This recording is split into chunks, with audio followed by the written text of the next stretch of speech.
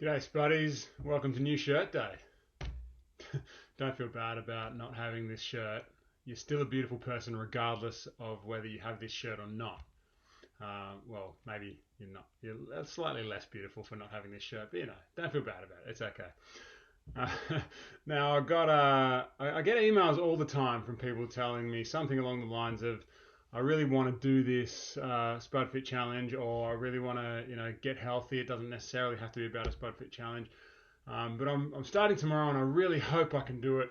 And I wish and I pray and all of these sorts of words. But the big one is hope. I hope I can do it. I hope I can find the strength or the willpower, or all these sorts of things. Hope, hope, hope.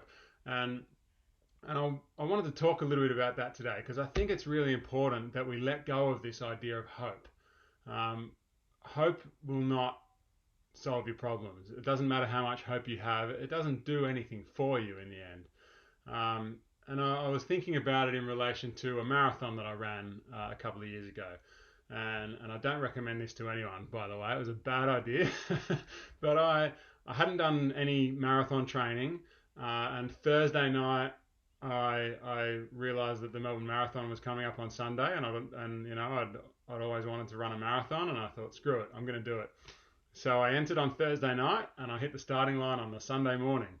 And when I hit the start line, I had hope that I would finish. I was hoping that it would be a good day, and I was hoping that the race would go all right, and I would get to the finish line.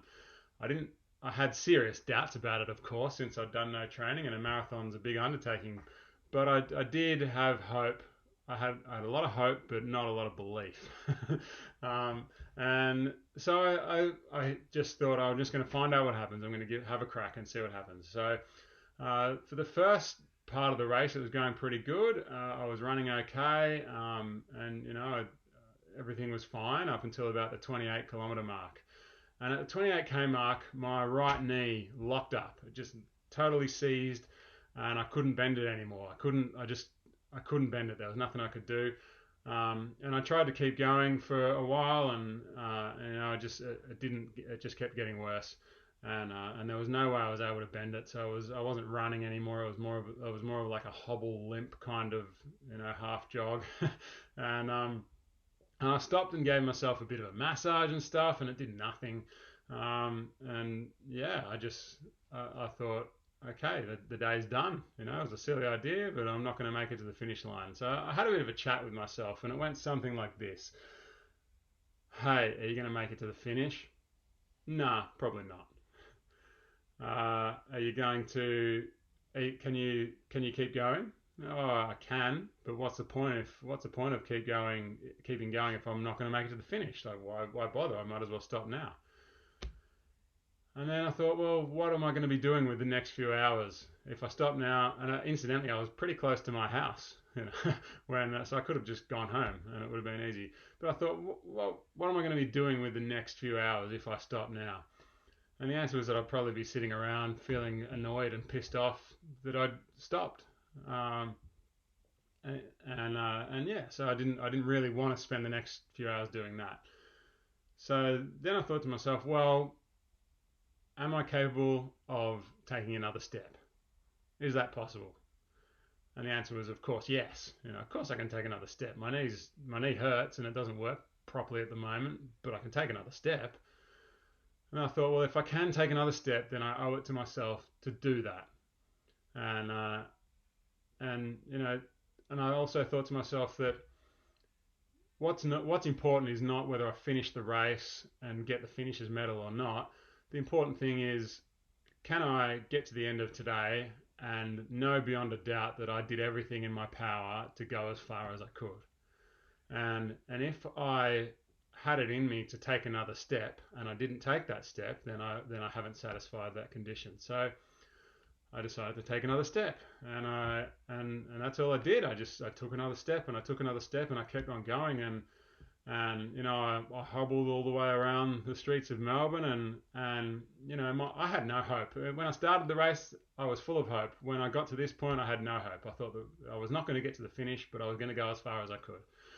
And yes, and I kept on going. I kept putting one foot in front of the other, and I kept repeating to myself over and over, if you've got the capability to take another step, then you owe it to yourself to do it. And I just kept on going and going, and yeah, it took about another, I think 2.5 hours or something like that to do the last 14Ks. So pretty slow pace. And I didn't ever believe on, I didn't have any hope or belief that I was going to get to the finish line until I actually got onto the hallowed turf of the MCG, which is it's a famous sports ground stadium in Australia, holds 100,000 people and has all major events, and it's like, it's almost like a religious temple to sporting fans in Melbourne. And once I got onto the turf of the MCG, and I could see the finish line 100 meters away, that was the first time that any sort of hope or belief came back to me, and I knew that I was going to finish, and that was a special moment, and I ended up getting there. But the point is that at no point in that race did hope play a part in getting me to the finish line. Hope was irrelevant the whole way through. I had hope at the start, but it made no difference. What matters is action. I took steps, and I continued taking steps because I could, and I want to relate that back to eating well. You can eat well. You can, maybe you can, are you going to make the next week or month or year perfect eating, perfect health? Can you stick to only potatoes or healthy foods or whatever? Don't know. Maybe. Who knows? But the more important question is, can the next thing you put in your mouth be a healthy choice? Of course it can. Easy. That's a no-brainer. Of course you can do it. So you owe it to yourself to do that right now. The next thing you put in your mouth, make it a healthy choice, and go from there. So there you go. Get rid of this idea of hope, wish, all of that. Just get rid of it. It's irrelevant. It doesn't matter. Focus on action, and get that right. All right. I hope that's helpful, and I hope one day you can get a shirt as cool as mine. Spot up, everyone.